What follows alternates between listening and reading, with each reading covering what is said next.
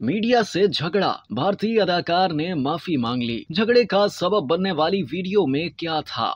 भारत की south film industry के star अदाकार दर्शन ने वायरल ऑडियो के मामले पर 2 साल की पाबंदी के बाद मीडिया से माफी मांग ली। दर्शन थोगोदीपा ने मीडिया से जारी झगड़े के खात्मे के लिए माफीनामा जारी किया है। इस दौरान मीडिया से माजी को भुलाने और मामले के खात्मे के लिए दरखास्त जारी की। समाजी राब्ते की वेबसाइट पर जारी बयान में दर्शन थोगोदीपा ने कहा कि पिछले 2 बरस से मेरे और मीडिया के दोस्तों के दरमियान झगड़ा चल रहा है। उन्होंने मजीद कहा कि रामाहिला लक्ष्मी त्योहार के मौके पर मैं अपने मीडिया के दोस्तों से कहता हूँ कि वो मामले को बखुशी खत्म कर दें। अदाकार दर्शन ने यह भी कहा कि चंद बरस पहले मेरी एक गैर इरादी ऑडियो वायरल हुई थी जिसने तनाजा खड़ा कर दिया। उन्होंने वजाहत देते हुए कहा कि ये मुश्किल घड़ी में एक आदमी के चंद अल्फाज थे, इसका हरगिज मतलब किसी सहाफी शख्सियत का मजाक उड़ाना नहीं था। अदाकार ने कहा कि मैं माफी मांगने में शर्मिंदा नहीं हूँ। इस मामले में बददयानती से काम लिया गया, ताहम मैं दुआगो हूँ कि आइंदा कभी ऐसी बदतमीजी न दोहराई जाए। दर्शन थोगोदीपा ने मजीद कहा कि अपने अल्फाज से पहुंचने वाली तकलीफ पर माजरत ख्वाह हूँ। पुरुमीद हूँ कि जमहूरियत के चौथे सुतून की तरफ से मुझे माफ कर दिया जाए।